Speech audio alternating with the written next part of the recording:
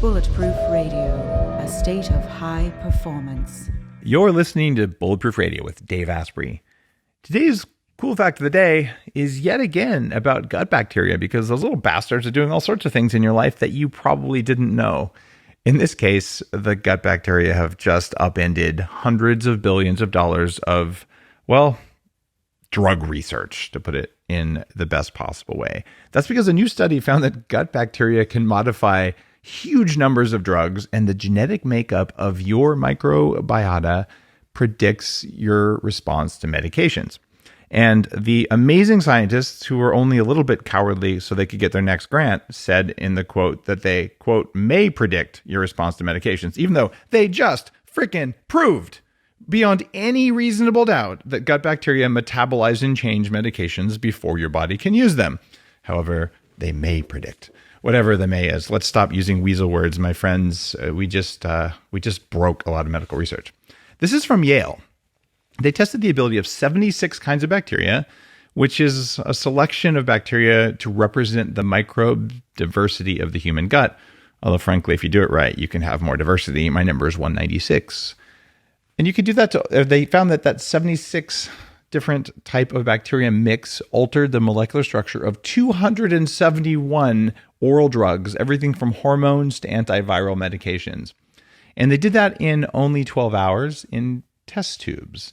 About 2/3 of the drugs they tested were modified by at least one strain of bacteria, and each strain of bacteria could modify 11 to 95 different drugs. And then the next step was a series of experiments with different medications. They monitored the entire microbial population in fecal samples to see what it would do to the drugs. And it turns out that it's one thing if bacteria A does something to say, an antibiotic. Well, that's maybe a bad example. We'll say to metformin. But if bacteria A turns metformin into something, and bacteria B turns that thing into something, and bacteria C turns into something else that's toxic to bacteria D that was responsible for making a good compound in your body, what you have is a system effect, a network effect. And everything in your body is actually a system. And that's why systems biology is such an important thing to do, and it requires massive amounts of computational abilities, as well as interesting machine learning algorithms, as well as the ability to actually genetically sequence large numbers of bacteria. So it's kind of cool. We can do this now. We couldn't do it 10 years ago. What this means, though, is that pretty soon your doctor's going to need to look at your poop to tell you whether any medication works for you or not. And that means all those studies saying this medication does something for this population of people, it's probably BS. Just like the studies that say, oh, kale is good for you. You're like, oh, 1/3 of people can't metabolize oxalic acid. For you guys, it could cause, gout, kidney stones, or my favorite condition you don't want from kale called vulvodynia. That would be the formation of uric acid in the vulva in a woman, which is an exceptionally painful condition that results in, difficulty sitting down and wearing underwear and things like that. So go kale. All right. And today's guest is interesting because he's a doctor who says you don't have to eat your vegetables. And if you've read some of my posts and all, you know I've gone pretty deep on the I didn't eat my vegetables either path a while back. I'm talking about a guy named Dr Saladino, a certified functional medicine practitioner in Seattle, who focuses on in-depth study of both behavior in humans and diseases. And he's pretty unusual because he's quite an explorer. He spent 6 years adventuring, hiking the Pacific Crest Trail, and became a physician's assistant, practiced in cardiology, then became an MD, then became a functional medicine certified MD, and is now doing a psychiatric residency, which is a very unusual path. And he's looking, what's the root cause of why we do what we do and what can we do beyond pharmacology? And he's probably best known because he talks about nutritional biochemistry and the carnivore diet, which is our main focus. Welcome to the show, Paul. It's so good to be here, my friend. Now, I just realized you're in Seattle. I am in Seattle. What a waste. I was in Seattle yesterday. Why didn't I just interview you in person? I would have loved that. Island. Well, next time we are both in Seattle at the same time, let's go to Carnivore, the restaurant. Have you been there? I would love to do that. I have not been there, but I'll tell you what, Dave, I am moving to San Diego in 1 week. Well, you suck. Too bad. No, I'm just kidding. So I love San Diego too. I'm down there pretty frequently. I have a bunch of friends there. Carnivore in Seattle has all grass-fed meat, and the founder shut down a couple bars after reading the Bulletproof Diet and benefiting. And you go there, and she'll tell you, "I hunted this deer myself," and things like that before you eat. It's kind of cool. So maybe in your 1 week of time left, you can do it. Maybe so. All right. Before we get into the cool carnivore diet things, one of the things that attracted me to having you on the show was that when you hiked the 2,700-mile Pacific Crest Trail from Mexico to Canada, you did something that few people have done, and everyone I know who's done it always talks about this incredible focus on fuel and efficiency and how you feel every day, because all you have is just 12 hours of walking every day. And did I walk well? Did it hurt? Did it not hurt? Was I tired? Those sorts of things become top of mind. What did you learn that you didn't expect to learn when you walked the trail? Pacific Crest Trail was an incredible experience. There were many lessons that I learned on the PCT. Regarding food, what I learned was that I never got sick of animal foods. And this is probably something that you maybe weren't even anticipating me saying, but as I was going through the trail, I had packed all of my food for the trail and sent it to myself at 27 resupplies along the route. And I got so sick of every single thing I had sent myself, but I never got sick of jerky or other animal foods. I looked forward to those the whole time. But believe it or not, I got sick of peanut butter. Oh, yeah. I never thought I would get sick of peanut butter. And this was years ago, mind you.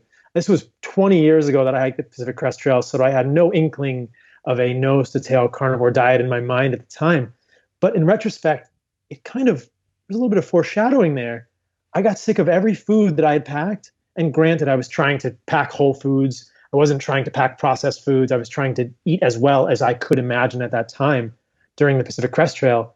But all I wanted to eat were animal foods after the first, 1,000 miles or so. It's pretty well known. My dad was a long distance backpacker, more than I was, but I've done some decent hikes, including Annapurna circuit and stuff like that. And people oftentimes resort to carrying sticks of butter or ghee or little bottles of olive oil. So I'll just take a couple swigs, because the caloric density of straight oil is about as good as it gets. And at a certain point, you are turning food into electrons. And the more electrons in your food, the more you can make of them when you don't want to carry a bunch of, I'm going to call it carbohydrate empty calories there. Even if there's some nutrients in them or not, it doesn't really matter. They're empty calories because they have less calories per gram than fat. In fact, maybe is that the new definition of empty calorie? Anything that's less than fat is empty? Pretty much. There's weak less calories. Those are weenie calories. Nice. Although I hate to say it, but if you're eating nose to tail, never mind. That's why they have hot dogs. Now, okay, so you learned that you wanted jerky, but you got tired of peanut butter and you got tired of crackers and dehydrated noodles and all the other crap that they ate. I found the more I got into just controlling how I felt, that when I would go backpacking, I looked at what was in the processed garbage that they serve, and I said, I'm not going to do this. So I would find myself, like you, eating jerky. I found a way to, for about a week, to preserve a hunk of filet mignon. If you dehydrated it with enough stuff on the outside of it, it would essentially be something that you could cook and store for an amazing amount of time. But I just stopped eating the garbage, and my performance went up. My knees didn't hurt. I felt so much better, to the point that even when I was into bed, I had some protein powder. I had some certain types of nuts and things that worked much better than the local ramen. So you discovered that. What got you into the carnivore side of things? That's pretty out there. I've been following the space for a long time. I've dabbled, but you're not just dabbling. Like, I've got a medical degree, and I'm telling you to throw down your vegetables, and you're famous for saying, was famous in some circles for saying every vegetable positive has a higher net negative. How did you get there from I hiked the PCT eating peanut butter? It's an interesting journey. I think it has all been based on the fact that I am fascinated by what makes things work and what makes things not work. I think that perhaps a little bit like you, I'm probably an engineer at heart, maybe a mechanic. I really see myself as a human mechanic rather than a physician. And so throughout my training, when I was a physician assistant, I began to realize this. And then I went back to medical school at the University of Arizona because I was dissatisfied with the paradigm that I saw as a physician assistant. I don't think anyone will argue with me when I suggest that most of Western medicine just looks to ameliorate symptoms with pharmaceuticals. Yeah. And that wasn't interesting to me or satisfying. It didn't feel good in my gut or my heart. I wanted to understand what was causing patients to be sick at the root and be able to affect that. That's been the driving factor for me throughout my education. And that's really led me to some strange and wild jungles of thought. So I was a physician assistant working in cardiology, quickly realized that giving people statins and ACE inhibitors and angiotensin receptor blockers was not correcting their root cause of their illness. There had to be something else going on. I thought, I'm going back to medical school. Yeah. It was about at that point that I discovered functional medicine, which is root cause based medicine, and began to explore the thinking in functional medicine and the tools that functional medicine had to address what might be root causes. Functional medicine talks about elimination diets. It talks about food allergy. It talks about gut flora, inflammatory organisms in the gut, toxic metals. And I thought, okay, that's a good start. And I did everything I could from a functional medicine perspective for many of my patients, and they just still weren't getting better in the way that I hoped they would. And what I saw in medical school, what I saw in residency, which I'm finishing this week, by the way. Congrats. Yeah, so I'm done. I've been at the University of Washington for 4 years, finishing residency this week. And as I mentioned, I'm moving to San Diego to open a private practice there and surf a lot. And it was this constant disillusionment, this constant disappointment. Like, I am doing everything that I think is right, and people are still not getting better. And what I saw persisting was chronic inflammation and autoimmunity. And I would argue that those are essentially synonyms, that autoimmunity is chronic inflammation, and that what we are dealing with in Western medicine is a tidal wave of chronic inflammation, a tidal wave of autoimmunity. You think they're really the same, like identical? Essentially, right? Well, I mean, you can cause chronic inflammation by inhibiting mitochondrial function without triggering any immune behaviors. Well, I think that a lot of the signals from the immune system come from the mitochondria. I mean, that's what reactive oxygen species do, right? They affect everything. It's hard to trigger mitochondrial dysfunction and not get cytokine abnormalities. The immune system is always talking. Right, but are cytokine abnormalities autoimmunity, or are they just cytokine abnormalities? Well, if you're having cytokine abnormalities, then the immune cells are talking to each other in a different way. It's a little bit of like I see what you're saying. So basically the presence of extra free radicals is, well, it may not be classical autoimmunity where you've got, antibodies to your thyroid isn't going to happen if you inhibited mitochondrial function for a short period using hydrogen sulfide or something. Right. Okay. But if we're thinking about both innate and adaptive immune responses, you can get those adaptive immune responses are typically what we think of as traditional autoimmunity. But I would argue that innate immune response, dendritic cells, macrophages, that's autoimmunity too. And that kind of gets to this broader definition of autoimmunity. The immune system is involved and dysregulated. Okay. It's just this concept that it's all kind of connected. Yeah, a dysregulated immune system, I like it. And maybe I just have a too strict of a semantic definition. If you're listening, you're going, what are you dorks talking about? Here's the deal. Doesn't matter if your body is attacking a specific part of the body. The immune system is attacking a specific part of the body versus the immune system is jacked up, so you have inflammation everywhere. Bottom line is, I would agree very much with what Paul's saying here, which is that if you have inflammation everywhere, things are broken and you better fix it. And you can call it whatever you want to call it, including unicorn flu. But you better solve the inflammation problem. And when you do that, everything else gets into alignment. Am I finding a common ground there? All right. Absolutely. Yep. Electronic high five. Boom. We just gave each other knuckles through the internet. Yes. And so what I became more and more focused on was interventions that I could use to modulate inflammation, autoimmunity. And what I quickly realized, even early on in my training when I was in medical school, was that food was the lever that I was most fascinated by. Food was the main thing. And you can do it. It's the biggest lever. Food is a huge, huge lever. And so that's been the iteration in my mind, is how am I built to eat?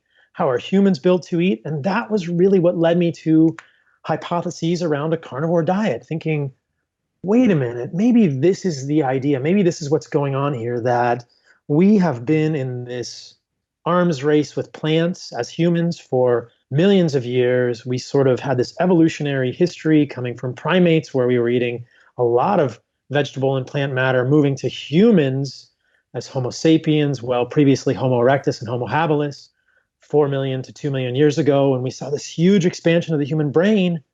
And that was because we were eating animals, most likely. This is all hypothetical, but there's so many convincing theories now that it was animal nutrients, density of calories that allowed our brains to just grow in size and humans to generate a neocortex, to move out of the trees and become hunters. There was something magical about eating animals. And then I heard these stories. Yeah. Oh, didn't mean to interrupt you. There's something magic about cooking them too. Well, we can talk about that. I want to go there with you. Yeah, we should. There are these theories about the cooking of food, and I have some interesting thoughts about that too. And as I was sort of mulling over that, I hear Jordan Peterson and Michaela Peterson talking on Joe Rogan about the improvement in their recalcitrant autoimmune conditions by eliminating plants from their diet. And I thought, maybe that's really cool. Throughout the history of my training, I've always been fascinated by any intervention, whether it was a vegan diet or a bulletproof diet or a paleo diet or any of these things that helped people anecdotally and of one case study improve autoimmunity, improve chronic inflammation, all that. I want to study that. I want to study that and see what's going on there. All of those are valuable anecdotes. So when I heard about this with a carnivore diet, and we can talk about how I would formulate a carnivore diet, for me, it's much more than just meat. It's like this nose to tail, as you suggested. So that was really fascinating to me, and I went down that rabbit hole, and I've just been sort of on this magical unicorn journey. It's been a great experience. It's led me to learn about all sorts of cool things as I'm exploring this hypothesis that for some people, for all people, plants are kind of out to get us, and they don't want us to eat them. It comes with all these corollary questions, which I'm sure we'll dive into, and that perhaps animals really are the source of the optimal food for humans. Well, I love the mindset that plants don't want us to eat them, and I go back to emergent behaviors from complex systems. And there's a guy named Stephen Wolfram who proved, this is the guy who created Mathematica, which is this math simulation software used in almost all advanced engineering and science and biology degrees to model behaviors. And he showed, look, you want to make something that looks like a really amazing complex flower? You take these 4 rules and just do them over and over billions or trillions of times, and these amazing complex patterns emerge from simple rules. And I think that the basic plant emergent behavior is I can't run away because I'm rooted. So number 1 rule is don't die, which means don't get eaten. And this is why, if you're listening to this, like, Dave, what's up with this? All I'm going to tell you is go outside, find any plant around you, just a tree, a weed, take a handful of it, put it in your mouth and chew it and see what happens. Right? The vast majority of plants, you could die, you will shit yourself silly, and you could go to the hospital. No joke. That's how strong of a pattern this is. So totally true. There's credibility here. There's a reason, there's an explanation, and then there's a test that we can all do that I don't recommend you do because you'll feel really unwell. 1 leaf of a certain plants, in fact, very common plants, will give you really severe gut cramps. So please listen to what we're talking about here because this is the world you live in. You just never thought of it that way. All right. So assuming we got our listeners past that first, what the heck is going on here? I was a raw vegan. I'm going to call myself a devout raw vegan. And then I had tried everything. I swallowed an electrical stimulation device, like a TENS device from Russia, to see if I could increase peristalsis. My digestion had been ruined by 15 years of antibiotics. And the raw vegan diet, man, I felt good for a little while, and it really wrecked my health over time. So I said, all right, I am familiar with this grass-fed stuff in the very early days of grass-fed and all. So I said, I'm going to go back to being omnivorous, but raw still has to matter. So I ate raw meat. I ate raw steak. I'd marinate it in vinegar sometimes. Raw eggs, raw fish, raw lamb, raw pork. Probably not a really good idea unless you know where it's from. And raw chicken, I actually did do it a few times, but it's a stupid thing to do. I think eating raw chicken is just a terrible idea because of the amount of viruses that chicken have. Plus, they're dinosaurs. They're not that compatible with you. Into that, of all that stuff, I went to a place where you couldn't get raw meat, and I started eating cooked meat again. That would be Tibet. And just decided it wasn't worth it. But having gone down the path of raw versus cooked meat, and the original all carnivore guy was Angelo von der Plumper, whatever. I can never say his name right, but you know his name. Von der Planets. Vonderplanets. Agenus von der Planets. So you must have come across the raw carnivore diet before you settled on the nose to tail carnivore diet where you are now. Why do you cook your meat? This is a very interesting question, and it has many corollary discussions connected with it. I think that in today's day and age, we basically cook our meat for cleanliness, to eliminate pathogens on the surface of the meat. I will tell you that I eat raw egg yolks. Oh, yeah. Fairly commonly with reckless abandon and much enjoyment. In fact, I eat raw duck egg yolks. Me too. Yeah, they're amazing. They make ice cream. They're fantastic. You can almost cut them with a knife. They're so viscous and rich. I don't eat the white raw because of this compound avidin and the white that binds biotin. And I don't think raw chicken or duck whites are compatible, but I eat the yolks raw because it tastes better that way. Many of the compounds in the yolk are at least partially heat labile, degraded by heat. And I just find it to be simple and easy. I also do eat raw liver from time to time, fairly frequently. It's disgusting. So it's really good, Dave. When we hang out. Yes. Yeah. It's grown on me. There's a whole hashtag on Instagram now, hashtag frozen liver gang. Yeah. I used to do that for years. I'd freeze my chunks of liver. Yeah. But I just started taking powdered liver, like desiccated liver capsules because it's easier. But the reason I think it's gross is I would take slices when I was a raw omnivore and I never liked it. But one time I said I could just take this whole young lamb liver, I put it in a blender with some vinegar and some water and some salt maybe, blended it up, and I went to drink it, and it was even worse than before. And as I'm drinking it, one of those like stringy bits of connective tissues like caught halfway in my tooth.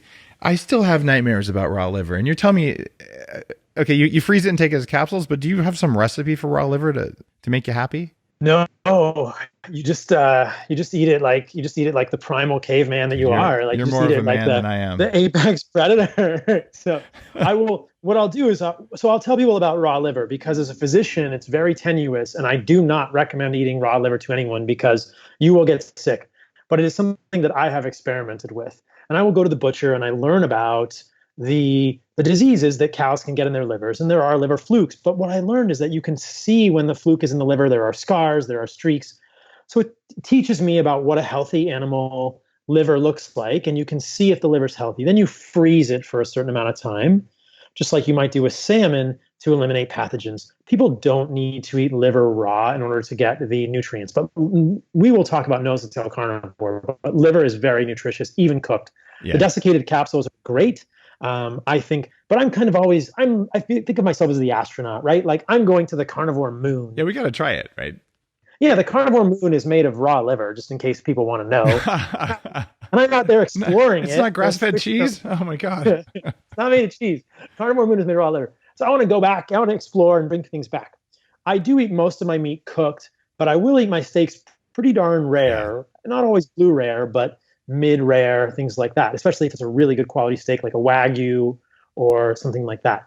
Now, basically what I'm doing there is I'm just searing the outside of the meat to get rid of any bacteria that are on the outside of the meat. But I'm not heating the interior of the meat far enough to kill things that are in the inside of the meat. And I think that most meat in the United States is of high enough quality, especially the grass-fed organic stuff that I'm seeking out because I am trying to get really good meat, that you're not going to find any real pathogens in the meat. They do occur, but in the herds in the US, they're very rare. So I'm basically kind of sterilizing the outside of the meat, and that's it. You know what I would do when I was really doing the raw thing heavily is I would make an iodine tincture. So I'd put a few drops of Lugol's iodine in water, and I'd drop the steak into the water and slosh it around for a little while. And that is how you sterilize water that might have a little bit of poop in it. And as a backpacker, you know very well how to use iodine to sterilize water. You can use it to sterilize your meat too, as long as you're only worried about the surface. I think this brings up the interesting discussion of polycyclic aromatic hydrocarbons. We don't have to go down the rabbit hole too deeply, but it's something that I talk about with carnivore diets. Absolutely. I was on another podcast, and the person I was on the podcast with said, "Oh, he doesn't believe in those." And I said, "Yes, I do. Like, we need to think about the way that these molecules that are formed by cooking on the surface of the meat affect us as humans." And so what I recommend to people is they're aware they shouldn't be charring their meat, and we should do strategies to mitigate the amount of polycyclic aromatic hydrocarbons. It's part of the bulletproof diet. Cooking matters. Like, who would have thought that deep frying something or cooking it at 1100 degrees might create a different outcome than gently cooking it at 200 degrees? Like, it's just chemistry, right? Yeah. Chemistry rules. It's wild. I love it that you're talking about those. That's one of the concerns I have with paleo and even just keto. People, barbecue time. They go out there and they're eating massive amounts of just meat, just the muscle meat, and they're burning it and they're cooking in ways that really are not going to lead to anything but cancer. How worried about PAHs and PCAs are you? I'm very worried about them, and I take many steps intentionally in my life to mitigate it and to really, really limit my own exposure. I've seen a number of guys in the space talk about these Traeger smokers, and a lot of guys I'm good friends with talk about them, and I'm thinking, no, that's a horrible idea. Bad news. Bad idea. Yeah. Bad idea. I don't even grill my meat anymore. And again, people are going to say, "Oh, you're puritanical. You're eliminating all the pleasure from the meat." But my goal in the space is to try and get the most optimal nutritious food without any of the toxins. And that's the whole reason I don't eat plants. So when I cook the meat, I'm either going to do a sous vide in a non-plastic bag, like one of these stasher bags that doesn't have polyethylene, although those may have issues as well, or I'm going to slow cook it in water, or I'm just going to sear it on the pan for a moment, or maybe I'm going to try your method and do the Lugols or just sterilize the outside of the meat. I definitely do eat meat raw fairly commonly, just completely raw. I was over at Mike Mutzel's house last night having dinner with he and Ben Lynch, and we just all ate raw steak, and it was fantastic. It was so funny because Ben Lynch, people may know him from the book Dirty Genes. And, he's been on.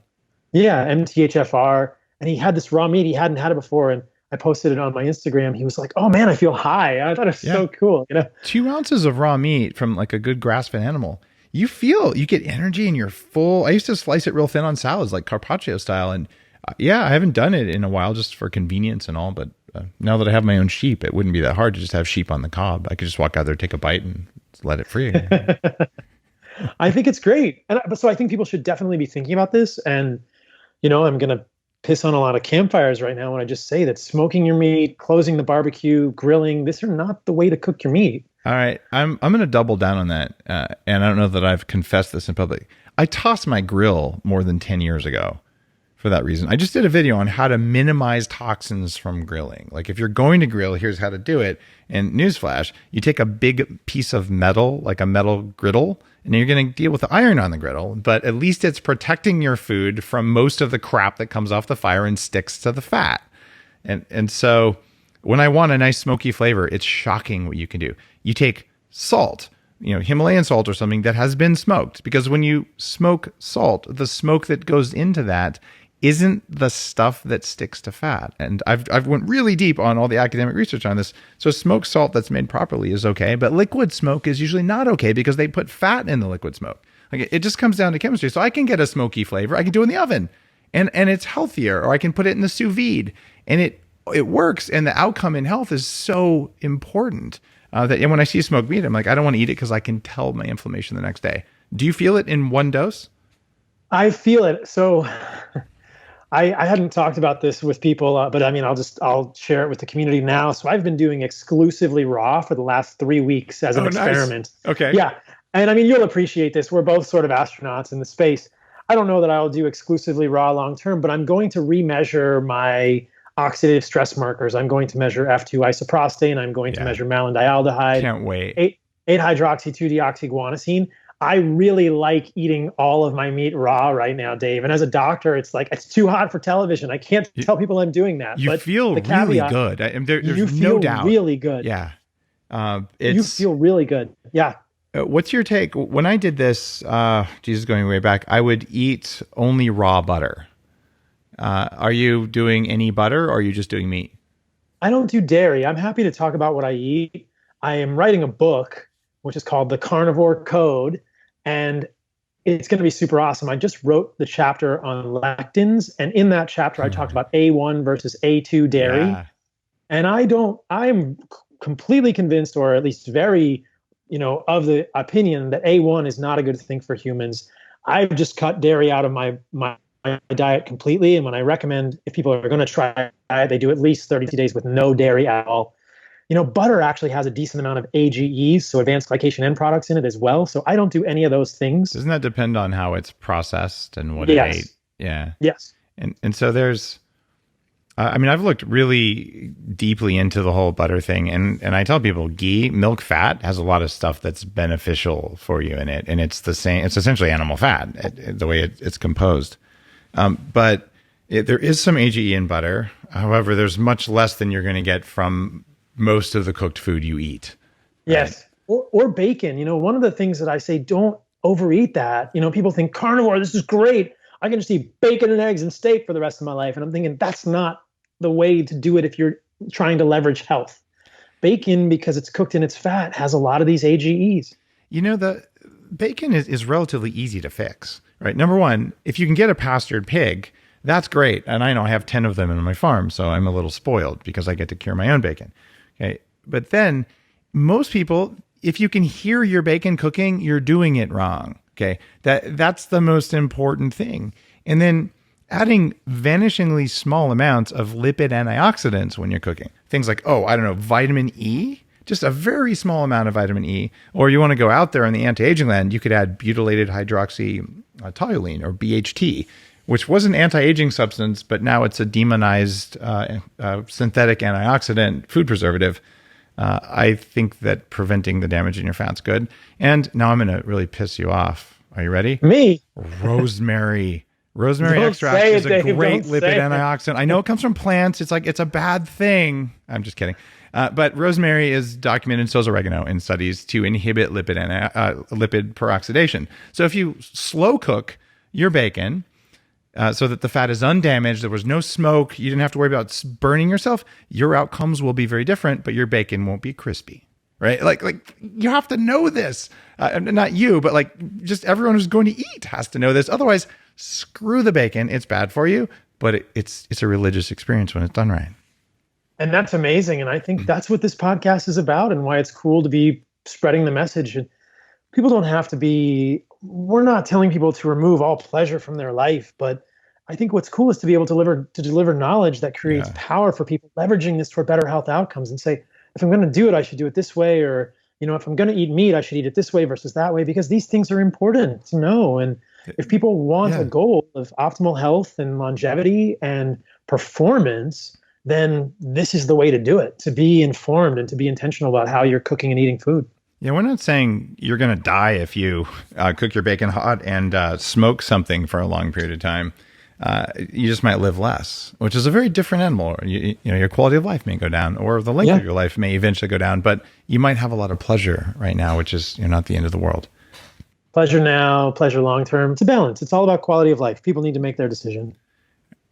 One thing that I've noticed, because I'm definitely a connoisseur of grass-fed meat and have been for many years, I've sampled it from around around the world, and now I have to look at the quality of the grass that my animals eat, because I get to eat the animals. But when you get a properly fed animal and you don't burn it and you eat it, there's a food high. And the biggest food high that I know how to get comes from pork belly from a properly raised pig. Pigs have the same detox organs as humans. They put almost everything through the ineffective kidneys instead of through the liver, which is why pigs accumulate toxins the way humans do. We both suck at detoxing. And it's one reason you probably don't want to eat pig kidneys and liver. Amongst many other reasons, including viruses and stuff. But when you get that pork belly and you cook it just right and you eat just a normal amount of it, for several hours afterwards, instead of like the sugary buzz or the caffeine buzz, there's this feeling of just like, I could do anything I want to do right now. What is your go-to meat that produces that like superhuman feeling? It is a combination, and I had this last night with Mike and Ben. It's a combination of a good quality filet that's raw and animal fat. Have you had raw suet? People are thinking I'm a nutcase now, but have you had raw animal fat? Yeah. Like the suet or the trimmings from a steak? I was slicing this up and giving it to people last night. I think it's amazing. You can even cook it a little bit on the grill, get it soft, or on the, like on a cast iron skillet, not the grill. You can cook it a little bit on a cast iron skillet and just get it a little soft. And that is the go-to. And I think it's the fat. It's not the protein necessarily. It's the fat. And marrow too, right? You crack open the bone, you get the marrow that's not overcooked. And there's something that happens. Your whole body's just singing. Like your cells are like, yeah. I'm sure it's ketones and it's fat soluble nutrients. And there are nutrients in the muscle meat, but one of the things that I talk about in the context of a carnivore diet is not having people overeat protein. It's a massive problem, right? Tell people why. It's like, in fact, I just wrote a kind of a quasi-negative piece. I'm not against the carnivore diet. In fact, it just saved a friend's life. But it was like, hey, if you're eating a lot of muscle meat, your amino acid ratios, blah, blah, blah. Yeah. But I think there's more to it. Tell everyone listening why high protein on a carnivore diet could be a problem and how the heck you avoid that. So there are two issues, and I know that you've mentioned both of these, and I really appreciated you highlighting these. The first is the methionine glycine ratio, which you've talked about on your posts, right? And the idea here is that muscle meat, relative to the amount of glycine in muscle meat, the amount of methionine is fairly high. And if you actually look at the percentage of methionine and the percentage of glycine, what I've seen is that glycine is about 2 and methionine is about 7. But it's the relative ratios of those, because if you look at collagen or collagenous connective tissues of an animal, the amount of methionine is about 0.9 and the amount of glycine is about 23 or 27. So you can see that we don't really know in human biology what the optimal methionine glycine ratio is, but I suspect it's different than 2 to 7. You need less methionine and more glycine than 2 to 7 as occurs in muscle meat. And there's a whole series of experiments that were done in the 1950s and 1960s on rats that everyone cites saying excess methionine is bad for you. And really, when they did the follow-up experiments, what they found was that it was the absence of glycine or the imbalance of glycine that was the really detrimental thing. And when they added glycine back to those rodent experiments, they saw prolongation of life and longevity. So what we know in human biochemistry is that, much like a rodent, if we overconsume methionine without balancing it with glycine, we may be setting ourselves up for biochemical stress, biochemical disaster. It's funny because if you look at sort of the history of collagen as a supplement, Bulletproof put collagen on the market as something worthy of consideration. And now it's become a big category in of itself. We have the top selling collagen protein bar. It's all grass fed and all that kind of stuff because of what you just said. Like that science is real. And I'll tell you, if I'm going to eat more than 2 or 4 ounces of meat in a meal, because I do practice moderate methionine restriction, the traditional way of doing it would be to have some soup made of bones. And since bone broth is kind of a pain in the ass to make, I just take a scoop of my collagen and I put it in water and I chug it before I have foods that are higher in methionine to keep my ratio where I want it to be.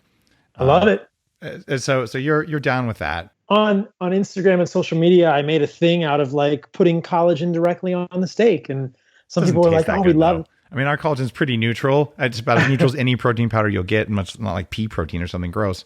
But gross. But like, seriously, you'd ruin a steak by putting collagen on there? I don't think it's that bad, Dave. You got to try it. Like, my kids I can pour our unflavored collagen powder. I'll pour it in my hand and they just like lick their fingers and eat it. They love the taste. It's good. Wow. And so, and the other thing is for people to think about the fact, this gets to the idea of a nose to tail carnivore diet, that if you and I are in a tribe and we're out hunting and we kill a deer respectfully and we're thankful for the animal, or we kill a bison, we are going to take that animal back to the tribe and we are going to eat every single piece of that animal. We're going to eat the tendon that connects the kneecap to the, I don't even know if a bison has a kneecap. They do. We're going to eat all the tendons. We're going to eat all the pieces of the animal that we never know about as a human. And we're going to, as like westernized humans, we only see the muscle meat. We don't see the fat around the kidneys. We don't see all the tendinous tissue that animals have. And that's where the collagen is in the animal. And that's what we're missing as Westernized humans who are just focused on tenderloin steaks and ribeyes, which are delicious, but we're not eating the whole animal. If you look at the whole animal, there's all this connective tissue. So I encourage people to either do a collagen supplement, a glycine supplement, or just eat collagenous tissue from the animal. Get tendon and make tendon, or get more tendinous tissue from the animal. That's one of the reasons I like the fat from the animal, because it'll often have tendinous tissue in it. And it offends the delicate sensibilities of some people. We're not used to it as Westerners. It's quite common in other cultures. Oh, yeah. But I try to eat tendinous tissue as a source of that glycine, thinking, okay, I'm just trying to eat the whole animal. Mm-hmm. The other thing about eating tons of ribeyes, which is certainly one of the flavors of a carnivore diet, is that, you know, what I've seen in myself and others who I work with as a physician is that it pushes your fasting glucose up. It just does. And this really worries me. Because of the muscle protein. Because I think we're exceeding our need for protein. Yeah. As you know, humans don't run on protein. We either run on fat or carbohydrates. It's an emergency fuel source, and it'll trash your biology to be protein driven. The high protein diets are terrible. I think I agree with you completely. Including high plant protein, by the way. Yeah. Yeah. And you don't want to put your body through the stress of that. Now, I think that there is a low end for protein. And if we get too little, we're going to get sarcopenia. We're going to get bone density problems. We're going to lose muscle mass. But there's a clear sweet spot for humans for protein. And my impression of that is something like 0.7 to 1.1 grams per pound of lean body weight. That's a little more than a lot of people would recommend. I mean, maybe you could go to 0.6, maybe 0.6 to 1. 0.6 is my number, yeah. 0.6 per pound of lean body weight, not kilograms, per pound. And so I think that that's what you want to find. And it's a real easy metric to follow. You can look at your fasting glucose. If people have a CGM or a continuous glucose monitor, you can look at those, the amplitude of the postprandial glucose excursions, which on a carnivore diet will be very low because the glucose throughout the day is very mellow. But people can look at their fasting glucose, they can look at their A1C, and if they're eating too much protein, you'll see those bump up a little bit. They edge into the 90s. The fasting glucose goes into the 90s. And the A1C goes above 5.4. And I think, no, I don't like that. If you look at the studies that have been done, it's very clear when we look at fasting glucose and A1C and mortality, large studies in Korea, the sweet spot is right around 75 for fasting glucose. And if we're doing things that elevate our fasting glucose above that, I have real concerns about that. So no, I just finished the manuscript for Superhuman, my How I'm Going to Live to at least 180 and You Can Too kind of book. And I talk quite a bit about those issues, both with methionine, but also with this idea of how much protein do you need. And one thing that comes out of the data that surprised me is that low insulin is a much, much stronger predictor of all-cause mortality than high insulin. And when you go on a high-fat, keto, unending, non-cyclical diet, or presumably, and this is part of my question, a carnivore diet, are you creating a low chronic insulin state? The insulin is usually pretty low. So have you looked at the studies on low insulin and all the bad things it does when it's too low? Well, I think what's interesting is that when we're looking at insulin, it's just this one time point, right? We'll get one fasting insulin. One of the things that I wish we could develop, maybe you and I can develop this, is a continuous insulin monitor, right? I think it's coming. It'll be continuous insulin, glucose, ketones, and probably organic acids for all we know, but good stuff will come. Like it has to. Yeah. If your Oura ring can do what it can do now, in just a ring, not like a chest strap from 10 years ago, I'm pretty sure we're going to get there on the little stick-on monitors. And so what you'll see is that when people eat, even if they're eating fat and meat, you're going to get insulin rise. It has to rise. You're going to get glucagon rise with it, so the ratio won't change a whole lot. But people on carnivore diets are not going to have insulin that's chronically super low. You're going to get rising insulin. We know that because if you didn't have any insulin ever on a carnivore diet, you wouldn't have any anabolic stimulus. You would lose your muscles. You would lose your bone density.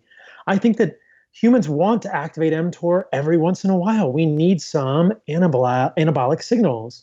We need to activate mTOR, but we want to balance that with AMP kinase and turning these things off. And so when we are eating meat, when we are eating throughout the day, preferably in a time-restricted eating window, but we can talk about that, we're going to get insulin rising. So it's not chronically low insulin. It's just the fasting insulin is very low on a carnivore diet. Now, I think that the super low insulin all the time is a very different thing. And that's why I think postprandial insulin might be the marker to look at. And I think I might start measuring that in some of my patients. My friend here in Seattle just got a microplate reader. So I hang out with some pretty amazing people here. So we got, a kit of 400 ELISAs, and we're going to do insulin. We're going to do all these measures on ourselves and kind of create a continuous insulin monitor throughout the day.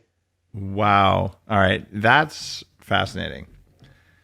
Now let's get back into this anti-plant thing, which is kind of like the whether you're for or against vaccines or different female reproductive things and all that sort of stuff.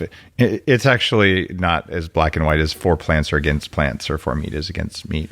It's way more nuanced, but I'm just saying that to be inflammatory.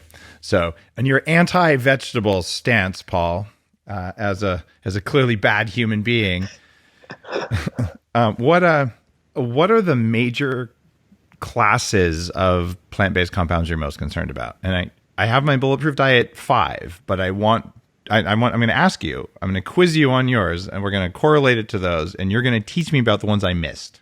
So give me your deep list. Yeah. It depends how granular you get with the plant defense chemicals, but I would classify the first large category as phytoalexins. And phytoalexins is quite a broad category. That just means plant defense chemicals. These are chemicals that plants make in response to injury, that plants make to discourage insects, herbivores, omnivores from eating them. Within the category of phytoalexins, there are many different types of plant toxins, which we can go into. But as a broad category, there are plant sort of phytoalexins.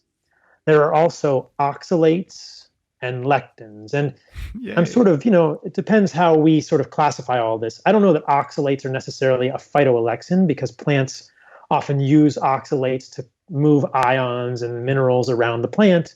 And lectins are probably part of plants' normal germination process, but can really muck up human biology as well. So I think of it in terms of those big three. Perhaps phytic acid would be a fourth one, but you might include phytic acid in one of those categories as well. So those would be my four. And in the category of phytoalexins, we could break that down even further. I suspect a lot of yours might fall into the category of phytoalexins if we're thinking about some of the other molecules in there. Sure. So lectins, we largely agree on. Dr. Gundry's been on the show, and I wrote a chapter in the Bulletproof Diet on lectins.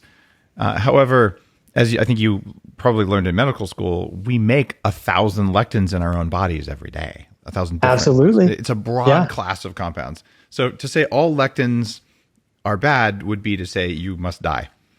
And also there are lectins in the meat you eat. They're just not lectins that mess with you. Right. Exactly, because they're more compatible with your biology. One of the things that I have developed as a meme, as a teaching point for people, is this idea that plants are from a different operating system than humans. Yeah. And many of the molecules that plants use don't play well with our biology. It's like most Mac of them and don't. PC. Exactly. Most of them don't. Oxalates and lectins are a great example. You're absolutely right.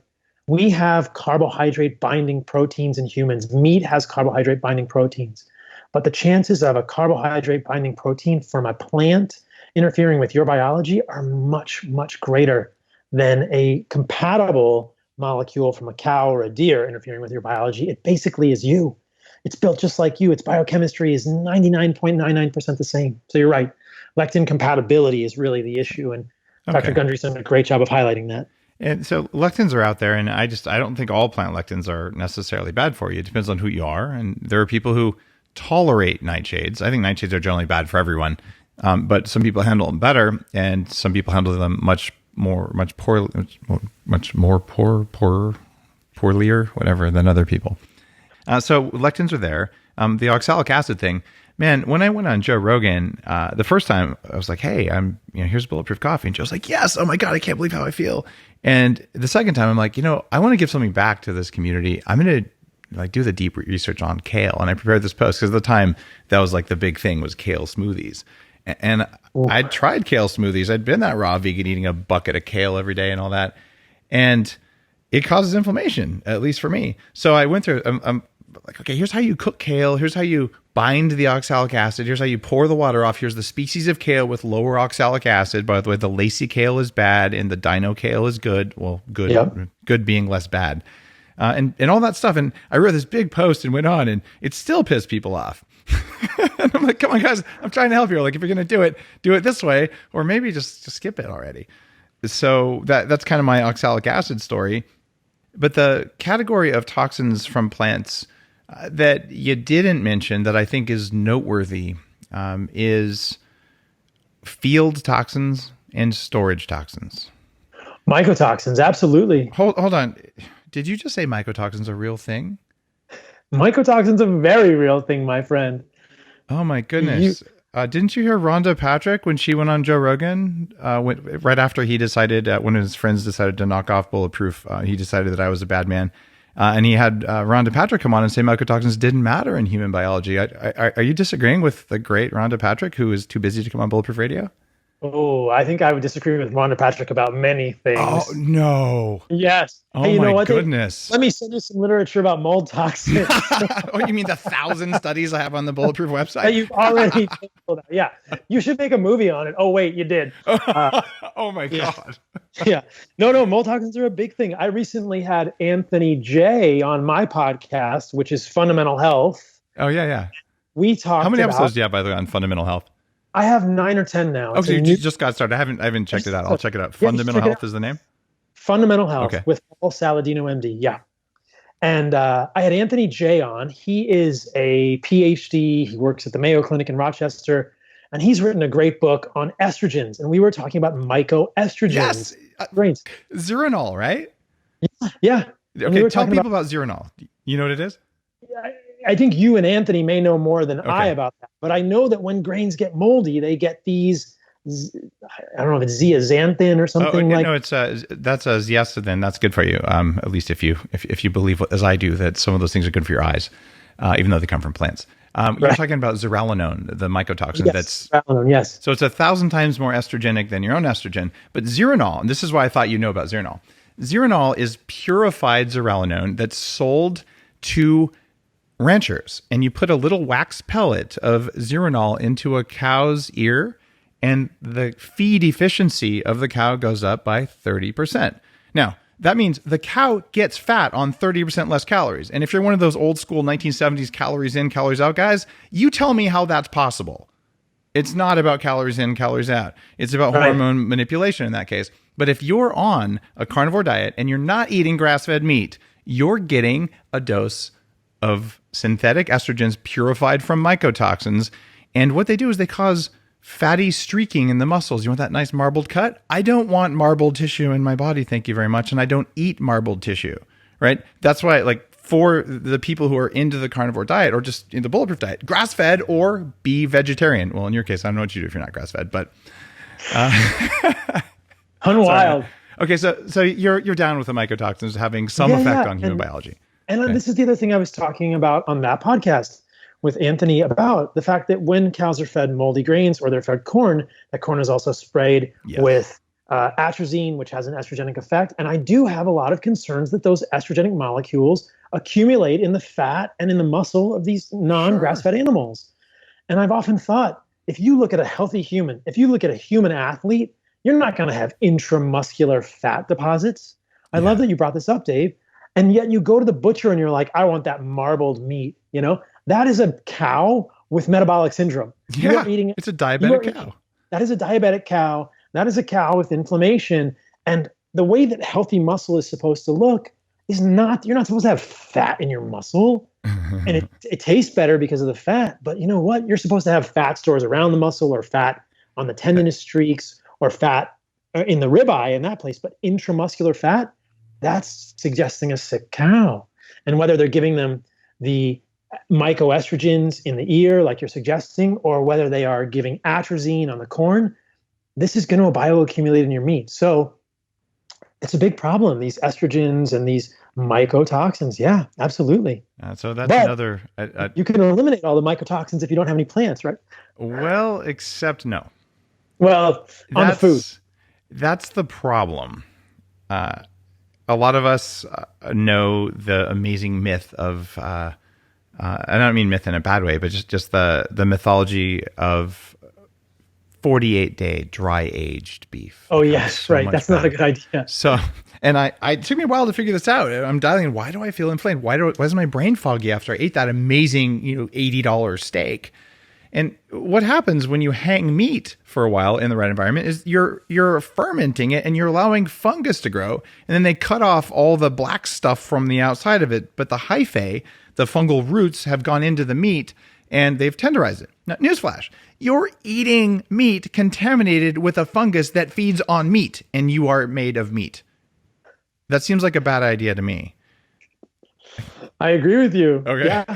Yeah. I think that I've always thought that about dry aged meat. It's so funny that as westernized humans, we're just in search of like the most unhealthy meat we can get. We're in search of marbled, grain-fed, charred, fatty meat that's been dry aged and then overcooked and burned in a steakhouse. No wonder people think meat isn't good for them, because you're not eating fresh meat that you just killed with your tribe. That's not how it's supposed to taste. That's not the meat you want. And it's funny too, it doesn't taste right. Like if I was to go out, and it's been many years since I did this, I was to go out and eat a piece of non-grass-fed steak, I used to say, all right, just eat this stuff with no fat. If you can't get organic or grass-fed, eat the filet because there's almost no fat in it and you'll avoid the fat-soluble toxins. But I still feel crappy. And I think the reason, at least in the US, is this isn't a plant-based issue, although plant-based diets cause this issue. It's glyphosate. Yeah. And glyphosate, Stephanie Seneff came on on the show a while back and talked about this in detail. But the gly in glyphosate is glycine, that amino acid you just talked about. So do animals, including us, will we substitute a glyphosate molecule for a glycine molecule? Yeah. If you get your collagen from, and there's people selling it as a health product, they're selling collagen from chickens, not organic chickens. And it's going to be full of glyphosate residues. And if you test it, see what you find. And so this is the other one of the toxins that's out there, both in meat, and that could be in your carnivore or your paleo or your bulletproof diet if you don't pick the right animal. But I guess that's not on your list of 5 or my list of 5 because it's not plant-based. It's just caused by this assumption that plant-based agriculture is okay the way they do it.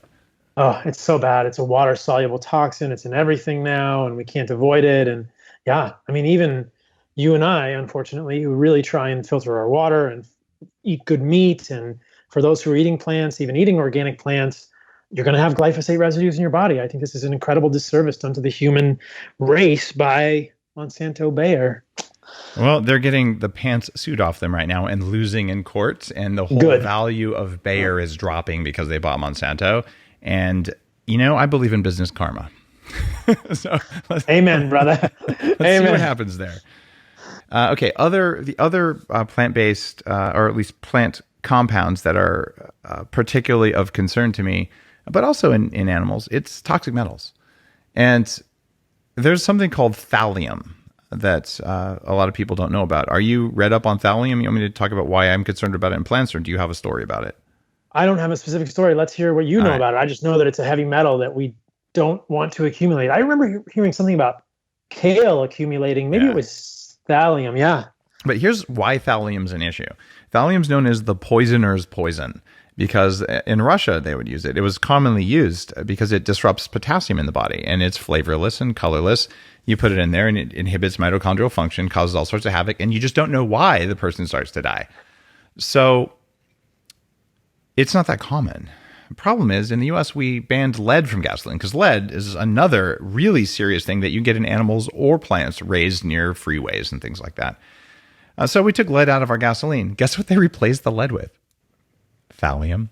Guess what plant in the entire plant kingdom will attract and concentrate thallium more than any other? It's kale. Kale. And all the cruciferous vegetables do that. You better be eating some organic stuff, but even organic kale, when they test it, is exceptionally high in thallium.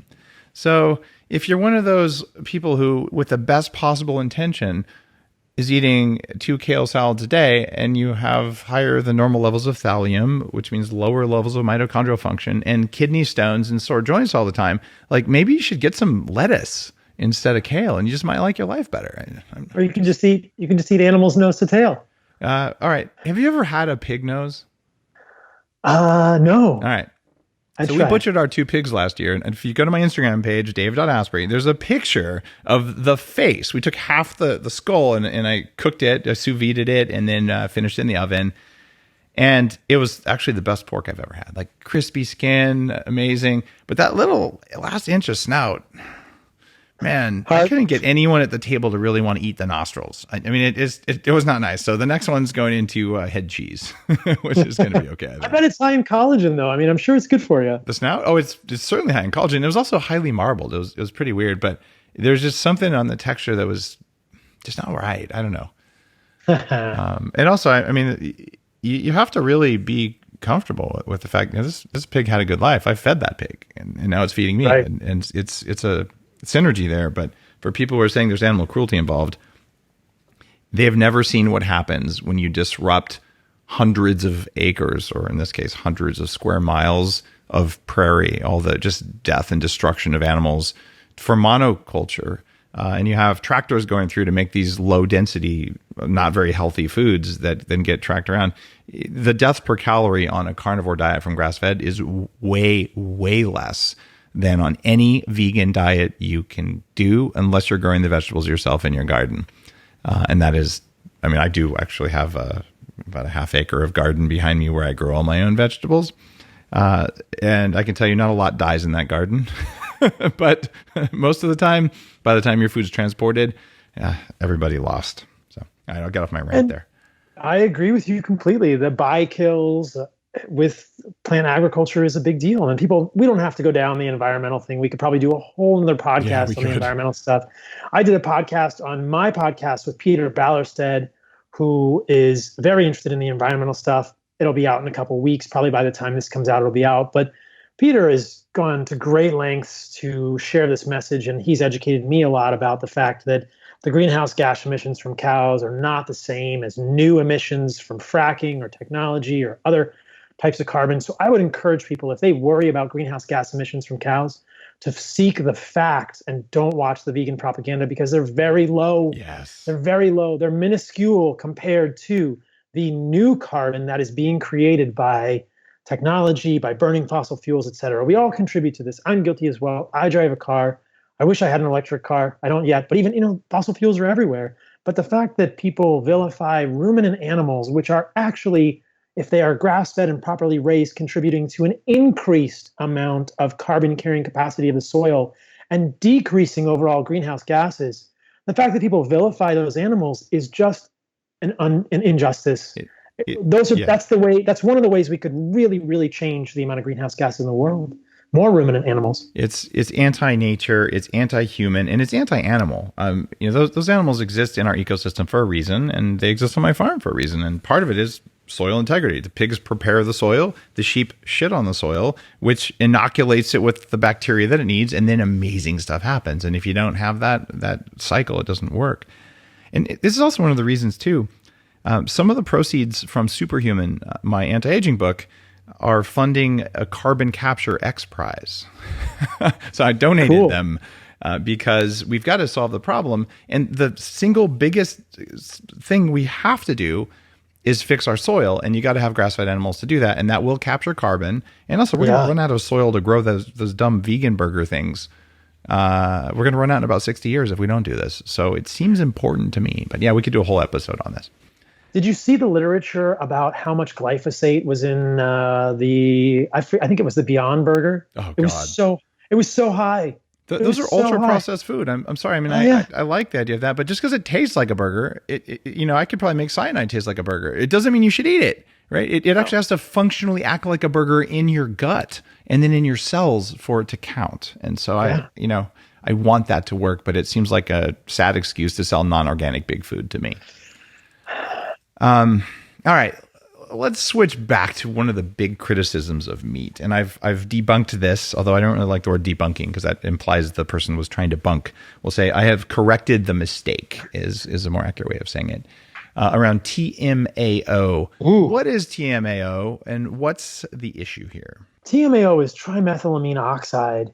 Dave, I just recorded a podcast yesterday with Tommy Wood, and we went into this in detail. It is such an interesting story. There was a study that was it was either published or I saw it on Twitter yesterday, I'll tell people the story of TMAO, and then I'll tell people why it is nothing to worry about. Yay. TMAO is produced in the liver when TMA is converted to TMAO by an enzyme called FMO3. Now, another way that you can get TMAO is when you eat compounds with either preformed TMAO, which include fish, which has 40 times more TMAO than the amount of TMAO that you will get from eating meat, which has choline and carnitine. So this to me is such myopia on the part of researchers and anyone vilifying TMAO. They say it causes cancer, basically. They say it causes cancer. And the research with TMAO is not mechanistic, okay?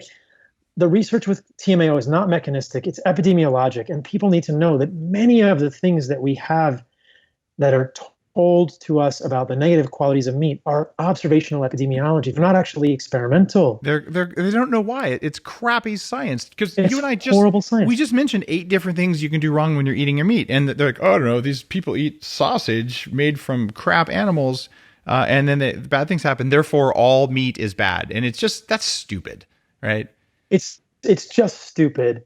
And so what we have seen, what researchers have seen, and where the whole sordid fairy tale, where the whole unfortunate misconception about TMAO comes from, is that people who have higher levels of TMAO in their blood are sometimes associated with worse outcomes. And the reason, yes, mortality or cardiovascular or diabetic outcomes. And so then they extrapolate and they say, don't eat choline and don't eat carnitine and don't eat meat, which is crazy because those things are super valuable for humans in so many ways. Choline you must have for your nervous system to work. And for your liver to make phosphatidylcholine. A great way to give yourself non-alcoholic fatty liver disease is to become choline deficient. Now, the incredible logical flaw here, and I can't believe people make it so often, is they say, oh, it's associated, therefore it's causing it. The study that came out yesterday clearly showed, and I can find you the reference, or we can put it in the show notes for people, it showed that it's probably a reverse causality. And what I hinted to at the beginning about the fact that the enzyme that makes TMAO in the liver is controlled by insulin, what we are seeing here is an effect of the fact that people who are insulin resistant may have more TMAO. That when there's more insulin, there's more activity of FMO3, those people make more TMAO, and it's not the TMAO that's causing harm, it's the insulin resistance. This is the pattern we see over and over and over, is that things get called problematic when in fact it's the underlying insulin resistance that we know is the problem. In fact. And that's the case with TMAO. So it's reverse causality. In the study they did there, they were able to show that people with diabetes, coronary vascular disease, had higher levels of TMAO, and the whole association was a reverse causality, meaning the TMAO is higher because they have diabetes and cardiovascular disease. It's not causing the problem. Are you listening, Stephen Gundry? I love Stephen. He's a great guy. And he's a great guy. Talk about an accomplished physician and changing the world in multi levels at once. But yeah, there are some things that I don't agree with Stephen on. But directionally, I think he's got some good stuff. All right, here's what's really mind blowing. You go back to the cool fact of the day about, oh, gee, your gut bacteria sort of change every drug study. But we can identify which gut bacteria make TMAO. In fact, they make more TMAO than your liver enzymes do. Right. So using my Viome test, and disclosure, I'm an investor, an early advisor, and just big fan of Viome. Viome.com/Dave, I think will get you some sort of special. I don't even know what it is. But the Viome test showed me, oh, I don't have TMAO forming bacteria in my gut. You know why I would hypothesize I don't? Because I don't eat antibiotic fed animals. So if you eat animals full of antibiotics, they change your gut bacteria. You're probably more likely to have more TMAO formers. And guess what else Viome just announced last week? A study they published in a prestigious journal whose name I forgot. And the study said with 90% accuracy, they can predict your glycemic response to 27,000 different foods only by knowing what bacteria is in your poop and what it's doing. So the connection between, oh, I'm at high risk for, say, having diabetes, which is in part a function of your gut bacteria. And whether TMO does anything in the body or not is also a function of gut bacteria. You're thinking, oh, maybe this goes back to something else. But whether TMO itself causes anything, no one has a mechanism for it. Therefore, it's not good science. It's horrible science. And I think it's been clearly shown now it's reverse causality. It's the insulin resistance. So if people want to be healthy, don't become insulin resistant. There you go. And reverse it if you are. All right, we've got to talk a little bit more about the microbiome. So Let's do it. I monitor mine. I went from 48 species up to 196 species by actually adding the stuff that feeds butyric forming bacteria. I have a prebiotic formula that's based on 2 years of that sort of stuff called Interfuel. It's coming out. And it is made from very specific plant compounds where you remove all the bad stuff. So I would say, these studies saying, oh, whole grains are good for you, whatever, they have fiber. Like, look, if I was to take fiber and I was to cover it in lead and it's some ricin nerve gas, which is also a plant-based protein for. It's a lectin. Ricin is a lectin. Exactly. Yeah. Ricin is a plant-based protein, just like it's pea protein. Actually, it's bean protein. Like castor beans. Yeah, exactly. So like, oops. But anyway, we put those in with fiber, and you go, oh, it has fiber, it's good for you. And that's sort of my picture for this whole beans and whole grains. They're so good for you. But the studies around fiber, there's a lot of evidence that shows having the right fiber, feeding the right bacteria can have benefits. Now, so rather than asking you to refute all those studies, which I think might be a long discussion and difficult, what I want to ask you about is, where do you get fiber in an animal-based diet? Well, I think you know the answer to this question. You actually sort of can get fiber from collagen, Yep. from the connective tissue of an animal. And the whole butyrate question is very fascinating because people worry that on a carnivore diet, you're not going to make short chain fatty acids. And that's just not true for a variety of reasons.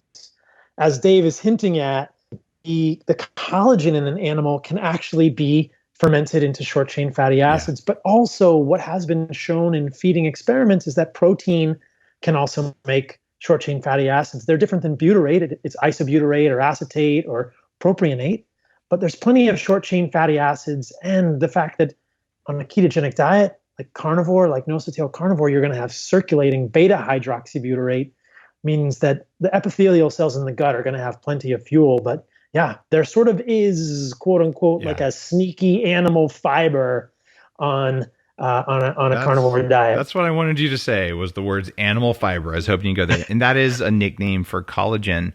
And in the Bulletproof diet, I think I'm the guy who put the study on the map because no one I knew had heard of it. I remember at A4M talking with Dale Bredesen, the End of Alzheimer's author who's been on the show, and David Perlmutter, and saying, guys, no, I have the study.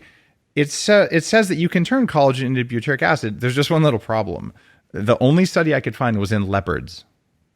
Have you seen anything since the leopard study? I'm like, I know it's possible, but we have no evidence that the human gut has ever turned collagen into butyric acid. I just think it does because, well, you can survive on just meat the way you are, and you actually do well, and you make butyric acid. Therefore, something's happening. It's probably collagen. Do you have a better study? I just know the leopard study. Darn it. We can find it. We'll look for it. Okay. I think that we'll do the experiment. Maybe my buddy with the microarray will find some way to actually. If you could prove that collagen makes butyric acid in the gut, it would solve a lot of mysteries. And I would bet that that's the case. It almost has to be. But all right, so there's your answer for the microbiome.